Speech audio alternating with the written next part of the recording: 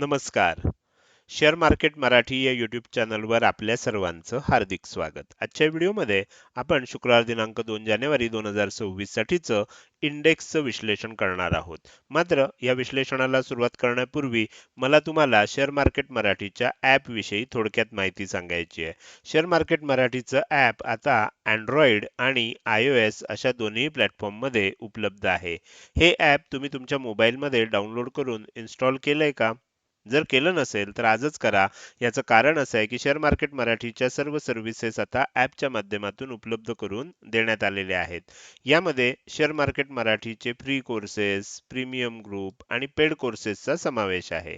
जर समजा तुम्हाला हे ॲप डाउनलोड करून इन्स्टॉल करायचं असेल तर त्याची लिंक या व्हिडिओच्या डिस्क्रिप्शनमध्ये तसंच कमेंट सेक्शनमध्ये जी पहिलीच कमेंट आहे पिन कमेंट त्यामध्ये उपलब्ध करून दिलेले आहेत.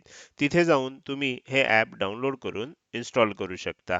हे झालं शेअर मार्केट मराठीच्या ॲप विषयी थोडक्यात माहिती. आता आपण आपल्या मूळ विषयाकडे परत येऊया आणि आज गुरुवारी इंडेक्समध्ये कशाप्रकारे मूव्हमेंट झाली आणि उद्या शुक्रवारी कशाप्रकारे होऊ शकते याचं विश्लेषण करण्यासाठी डायरेक्टली जाऊया चार्टवर. आणि इथे मी निफ्टी 50चा 15 मिनिटाच्या टाइम फ्रेम मधला चार्ट ओपन केलेला आहे. आपण बघू शकता की आज आपल्याला थोडंसं गॅप अप ओपनिंग बघायला मिळालं. गॅप अप ओपनिंग नंतर काय झालं? आपल्याला काल अशी अपेक्षा होती की इथे आलंय, खाली गेलंय. जर वर जात असताना आपल्याला हा हाय जर मोडला नाही तर आणि त्याच्या आधीच जर खाली यायला लागलं तर इथेच एम पॅटर्न बनेल आणि सेलिंग येऊ शकेल. पण तसं झालं नाही. पहिल्या 15 मिनिटात काय झालं? ओपन झाल्यानंतर थोडंसं खाली आलं. ही जी गॅप होती, ही गॅप भरण्याचा थोडासा प्रयत्न झाला आणि त्यानंतर वर गेलं आणि वर जात असताना हा हाय ब्रेक झाला. त्यामुळे इथेच एम पॅटर्न बनण्याचं म्हणजे इथून अलीकडे हाय असण्याचा संबंध संपला. आता इथून पलीकडे असू शकतो हाय. आपण चेक करूया. त्यानंतर काय झालं? त्यानंतर परत एक रेड कॅन्डल बनली, इनसाइड कॅन्डल बनली आणि त्यानंतर जेव्हा ओपन झालं तेव्हा परत म्हणजे हा जो हाय होता तो इथे ब्रेक झाला. म्हणजे आपल्याला काय होत जातं जोपर्यंत नवीन हाय हाय मिळत जातोय तोपर्यंत तिथून पुढे एम पॅटर्नची वाट बघणं आपल्याला अपेक्षित असतं. आता आपल्याला काय झालंय बघा हा हाय मिळालाय आणि त्यानंतर एक सेलिंग आलं. मात्र आज काय आहे? आज 1 जानेवारी आहे. 1 जानेवारीला जगातली जवळजवळ सगळी मार्केट बंद असतात. शेअर मार्केट बंद असतात. फक्त भारताचं चालू असतं कारण भारताच्या शेअर मार्केटच्या दृष्टीनं हे काही नवीन वर्ष नाही. आपण नवीन वर्ष हिंदू पद्धतीनं, सनातनी पद्धतीनं मार्केटमध्ये साजरं केलं जातं. त्यामुळे हे नवीन वर्ष म्हणजे आपलं शेअर मार्केट मान्य करत नाही. त्यामुळे आज आपल्याला काही सुट्टी नसते. जगभरात सगळीकडे सुट्टी असते आणि त्याच्यामुळे परिणाम असा असतो की सगळेजण सुट्टीच्या मूडमध्ये असतात. खूप कमी लोक मार्केटमध्ये प्रत्यक्ष सहभाग होतात 1 तारखेला आणि त्यामुळे काय होतं की आपल्याला इथे ही अशी साइडवेज मूव्हमेंट हे आजच नाहीये. मागची अनेक वर्ष बघितलं तर फार क्वचित कधीतरी असं असेल की मूव्हमेंट झाली, नाहीतर खूप साइडवेज मूव्हमेंट आपल्याला 1 तारखेला बघायला मिळते. तशीच मूव्हमेंट आपल्याला बघायला मिळाली. पण जसं आपण एम पॅटर्नची अपेक्षा करत होतो, तर हा हाय बनलाय आता आपल्याला आणि आज दिवसभरात हा हाय काही ब्रेक झाला नाही. त्यानंतर काय झालं चेक करूया. त्यानंतर इथपर्यंत खाली आलं, वर गेलं आणि परत खाली यायला लागलं. इथे एम पॅटर्न बनतो की काय असं वाटायला लागलं आणि तुम्ही इथे चेक करू शकता की मी तुम्हाला ह्याच्यापेक्षा डायरेक्ट ही लाईन हे करून दाखवतो की काही वेळासाठी ती लाईन ब्रेक सुद्धा झाली होती. आपण थोडंसं पेन ठेवूया. काही वेळासाठी ह्याच्या खाली ब्रेकआउट सुद्धा झालं होतं. पण आपल्याला एखादी लेवल ब्रेक झाली असं आपण कधी मानतो? खालच्या बाजूनं असेल तर एक रेड कॅन्डल आपल्याला ह्याच्या खाली क्लोज व्हायला होणं आवश्यक असतं आणि त्याचा जो काही लो असेल तो नेक्स्ट कॅन्डलनं मोडणं आवश्यक असतं. असं झालं तरच आपण म्हणतो की ही लेवल ब्रेक झाली. इथे नुसती किंमत थोड्या वेळासाठी खाली गेली आणि वर आलं तर त्याला आपण ब्रेकआउट झालं असं म्हणत नाही आणि त्याचा फायदा सुद्धा आहे बघा.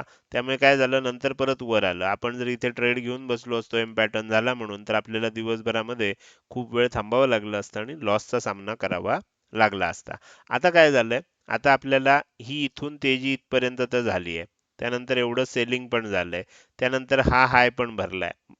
हा हाय पण झालाय. इथून सेलिंग येत होतं. पण आता काय झालंय?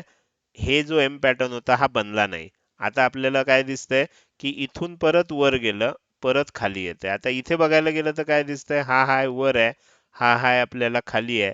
तर त्यामुळे इथे एम पॅटर्न होऊ शकतो. पण ह्या एम पॅटर्न साठी सुद्धा आपल्याला हा लो ब्रेक होणं आवश्यक आहे. तर हे आता तुमच्या लक्षात आलं असेल. तर जर समजा ओपनिंग नंतर खाली जायला लागलं तर आपल्याला कोणत्या लेवल्स महत्वाच्या आहेत हे आता समजून घेणं आवश्यक आहे.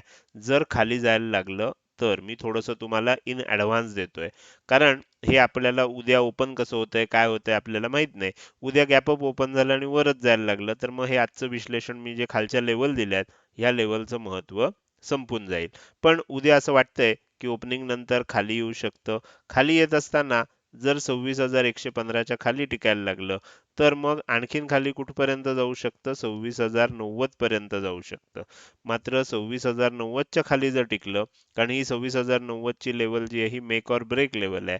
याच्या खाली जर टिकलं तर ह्याचा अर्थ असा होईल की सेलिंग मोठं येऊ शकतं, ज्याची आपल्याला थोडीशी अपेक्षा पण आहे. तर त्यामुळे उद्या काय व्हायला पाहिजे, इथे कुठेतरी ओपन होऊन जर खाली जायला लागलं आणि 26,090च्या खाली टिकायला लागलं तर काय होईल, मग सेल ऑन राईज होईल. म्हणजे इथून खाली जरी किंमत आली, आता ही येताना सो अशी येईल असं नाही, एक समजण्यासाठी सांगतोय, आणि इथे बाउन्स जरी आला परत तरी ह्याच्यानंतर एक पुन्हा सेलिंग आपल्याला बघायला मिळू शकतं. तर त्यामुळे 26,090च्या खाली गेल्यानंतर सेलिंग वाढू शकतं, सेल ऑन राईज होऊ शकतं. ही गोष्ट आपल्याला लक्षात ठेवायची. मात्र तसं झालं नाही. इथून सेलिंग आलं, पण साधारण ह्या एरियाच्या आसपासच आलं आणि इथेच आपल्याला बाउन्स आला, इथेच डब्ल्यू पॅटर्न बनायला लागला, तर मात्र काय होईल, आणखीन थोडी तेजी आपल्याला वरच्या दिशेनं बघायला मिळेल.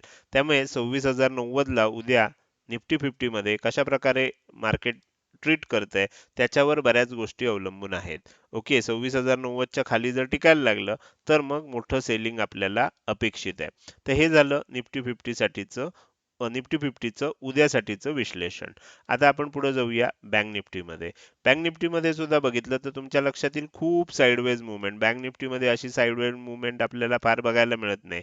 तर तुम्हाला आता काय दिसतंय बघा, साधारणपणे कालचं आणि आजचं जर आपण बघितलं तर साधारण अशा प्रकारे आपल्याला चित्र दिसतंय. इथे एक ट्रायंगल पॅटर्न तयार होताना दिसतोय आणि ह्या ट्रायंगल पॅटर्नचं वरच्या दिशेनं किंवा खालच्या दिशेनं ब्रेकआउट होणं आता अपेक्षित आहे. कोणत्या दिशेनं होतंय? उद्या कदाचित उद्याच क्लिअर होईल, कारण आता आपल्याला ह्या ट्रायंगल मध्ये जर तुम्ही बघायला गेलात तर तुमच्या लक्षात येईल की आता ह्या ट्रायंगल मध्ये जागाच शिल्लक राहिलेली नाहीये. बरोबर? त्यामुळे उद्या आपल्याला ब्रेकआउट देणं अपेक्षित पण आहे. बऱ्याच वेळेला काय होतं की हा ब्रेकआउट देताना एक पहिला फॉल्स ब्रेकआउट दिला जातो. समजा खाली जायचंय तर पहिल्यांदा वर जाण्याची शक्यता असते आणि त्यानंतर अचानक खाली येऊन आपल्याला खालच्या दिशेनं जाऊ शकतं. ही पण शक्यता आपल्याला लक्षात ठेवा. प्रत्येक वेळेला असं होईलच असं नाही, पण बऱ्याच वेळेला असं लक्षात आलंय की ज्या दिशेनं ब्रेकआउट द्यायचा आहे त्याच्या विरुद्ध बाजूनं पहिल्यांदा ब्रेकआउट दिला जातो, ट्रॅप केलं जातं लोकांना आणि मग खालच्या बाजूनं म्हणजे ज्या बाजूला जायचं असेल त्या बाजूला मग मार्केटमध्ये किंमत जाताना आपल्याला बघायला मिळते. इथे सुद्धा आपल्याला लक्षात ठेवायचं आहे, वर जरी जाणार असेल तरी आपल्यासाठी दोन लेवल इथे महत्वाचे आहेत. पहिली लेवल आहे 59,760 710 आणि दुसरी लेवल आहे 59,975. ह्या एरियामध्ये कुठेतरी आपल्याला असं वाटतंय की ह्या एरियामध्ये येऊन खाली जाऊ शकतं. कदाचित इथे टच झालंय तर इथे इथे साइडवेज राहून इथनच खाली जाऊ शकतं. कदाचित थोडंसं वर गेलं तर ह्या एरियामध्ये जाऊन इथनं खाली जाऊ शकतं. अशा प्रकारचं आपल्याला बँक निफ्टीमध्ये चित्र दिसतंय. बँक निफ्टीमध्ये सुद्धा आपल्याला एम पॅटर्न शोधायचा आहे. जसं तुम्हाला इथे लक्षात येईल की ऑलरेडी आपल्याला असं झालं होतं की 1 तारखेला येण्यापूर्वी आपल्याला हे सेलिंग झालं होतं. त्यानंतर पुन्हा बाउन्स आला, पुन्हा इथनं सेलिंग व्हायला लागलं, पण खाली जाताना हा लो काही तोडला नाही आणि त्यामुळे आता ह्याचं महत्त्व संपलेलं आहे. आता काय झालंय, हा हाय बनलाय, इथे खाली आलंय, इथे वर जाऊन समजा इथनच खाली आलं, हा हाय वर राहिला, हा हाय खालीच आहे आणि जर हा लो ब्रेक झाला तर मग काय होऊ शकतं, आपल्याला एक सेलिंग बघायला मिळू शकतं. अशा प्रकारचं चित्र आता आपल्याला इथे तयार झालेलं आहे. तर माझ्या मते निफ्टी आणि बँक निफ्टी या दोन इंडेक्स मधलं विश्लेषण आता तुमच्या लक्षात आलं असेल. आता आपण पुढे जाऊन सेन्सेक्सचं विश्लेषण करायचं आहे. मात्र त्यापूर्वी रविवारी आपण मार्केटमध्ये ॲस्ट्रोचा वापर ह्या विषयाचं एक वेबिनार घेणार आहोत आणि रविवारी 4 जानेवारी 2000 इथे 25 आकडा आलाय चुकून, ते 26 आहे लक्षात घ्या. तर ते अजून थोडे दिवस ही चूक होत राहणार आहे. तर आपल्याला 4 जानेवारी 2026 साठी 26 रोजी सकाळी 11 वाजता हे वेबिनार असणार आहे आणि ह्या वेबिनारमध्ये जर तुम्हाला सामील व्हायचं असेल तर त्याची लिंक आपल्याला ह्या व्हिडिओच्या कमेंट सेक्शनमध्ये दिसते किंवा डिस्क्रिप्शनमध्ये गेलात तरी सुद्धा तुम्हाला एक रजिस्ट्रेशन फॉर्म आहे, त्या रजिस्ट्रेशनची लिंक तुम्हाला तिथे दिसेल. त्याच्यावर तुम्ही क्लिक करा. फॉर्म भरा. फॉर्ममध्ये फक्त नाव, ईमेल ॲड्रेस आणि मोबाईल नंबरच टाकायचा आहे. WhatsAppवाला नंबर टाका आणि सबमिट केल्यानंतर तुम्हाला पुढच्या पेजवर WhatsApp ग्रुप जॉइन करण्याची लिंक दिसेल. तिथे जाऊन तो ग्रुप जॉइन करा. त्या ग्रुपमध्ये तुम्हाला त्या जॉइनिंग लिंक वगैरे वेबिनारची तिथे मिळेल. ओके. हे वेबिनार जे आहे हे आपल्या शेअर मार्केट मराठीच्या सर्व सदस्यांना मोफत उपलब्ध आहे. मात्र प्रत्येकानं रजिस्ट्रेशन करणं आवश्यक आहे. त्याची माहिती मी आत्ताच तुम्हाला दिलेली आहे. यामध्ये आपण कोणकोणते विषय बघणार आहोत? तर मार्केटमध्ये ॲस्ट्रोचा वापर होतो का? होत असेल तर किती होऊ शकतो? हे सगळं शिकणं अवघड आहे का? शिकायचं झालं तर कसं शिकू शकतो? ह्या विषयांची संबंधित सर्व प्रश्नांची उत्तरं ह्या वेबिनारमधनं दिली जातील आणि त्याचा प्रयत्न असेल. तर जर तुम्ही आत्तापर्यंत रजिस्ट्रेशन केलं नसेल तर आत्ताच रजिस्ट्रेशन करून टाका आणि रविवारी 4 तारखेला 4 जानेवारी 2026 रोजी सकाळी 11 वाजता ह्या वेबिनारला अटेंड करायला विसरू नका. तर हे झालं वेबिनार विषयी. आता आपण थोडंसं पुढे जाऊया आणि सगळ्यात महत्त्वाची गोष्ट म्हणजे जे कोणी वेबिनार अटेंड करतील त्या सर्वांना 1 आठवडा शेअर मार्केटच्या ॲस्ट्रो अपडेट्स मोफत दिल्या जातील. हे अपडेट जे असतात हे मी आधीच तुम्हाला सांगतो की काय होण्याची शक्यता आहे, किती वाजता होण्याची शक्यता आहे, कोणत्या लेवलला होण्याची शक्यता आहे. तर आपण जे काही ॲस्ट्रोचं ॲनालिसिस करतो ते 1 आठवडा तुम्हाला दिलं जाईल चेक करण्यासाठी. ते काही ट्रेडिंगसाठी टिप असणार नाही. चेक करण्यासाठी की ॲस्ट्रोचा खरोखर मार्केटमध्ये वापर होतो की नाही होत. हे तुम्हाला चेक करून तिथे बघता येईल. तर हे झालं आपल्या वेबिनार विषयी. आता आपण पुढे जाऊया आणि सेन्सेक्सचं विश्लेषण करायला सुरुवात करूया. सेन्सेक्समध्ये सुद्धा आपल्याला जसं निफ्टीमध्ये झालंय सेम तसंच झालंय. पहिली अपेक्षा होती की इथेच एम पॅटर्न बनेल, पण आपल्याला हा हाय आणखीन वर गेला, हा हाय आणखीन वर गेला. त्यामुळे मग ह्याच्या पुढे वाट बघायला पाहिजे होती. इथे काय झालं बघा, इथे ही तेजी झाली, त्यानंतर हे सेलिंग आलं, त्यानंतर हा बाउन्स आला आणि हे सेलिंग येत असताना हा लो तुटला पण. पण मगाशी जसं सांगितलं तसं लो नुसता तुटून उपयोग नाही, त्याच्या खाली एक रेड कॅन्डल क्लोज झाली पाहिजे. जी क्लोज झाली नाही आणि नुसती किंमत खाली गेली वर आली, त्याला काय अर्थ नाही. आता आपल्याला परत काय होतंय बघा, परत आपल्याला असं लक्षात येतंय की इथून वर गेलंय, इथपर्यंत खाली आलंय, इथून वर गेलंय, इथपर्यंत खाली येतंय. हा जर लो तुटला आता नवीन एम पॅटर्न असा तयार झालाय तर एक आणखीन चांगलं सेलिंग बघायला मिळू शकतं. अर्थात ॲस्ट्रॉलॉजीनुसार काय लेवल येत आहेत ह्या लेवल सुद्धा मी थोड्याशा ॲडव्हान्समध्ये देतोय. कारण कदाचित थोडंसं वर जर जाण्याची शक्यता 10-20% जरी आपण धरली तरी मग त्यावेळेला आपल्या ह्या लेवल चुकीच्या ठरू शकतात. तर थोडंसं कारण काय होतं उद्या मार्केट ओपन झाल्यानंतर ह्या लेवल मी तुम्हाला देऊ शकत नाही, सांगू शकत नाही, म्हणून थोड्याशा आधी देतोय. काय होऊ शकतं उद्या जर खाली यायला लागली किंमत तर 85,100 ही आपल्यासाठी पहिलं टार्गेट असेल. आणखीन खाली जायला लागलं तर मग आपल्याला खाली जात असताना 85,010 ही लेवल आहे. ह्याच्या खाली टिकलं तर मात्र सेल ऑन राईज होऊ शकतं.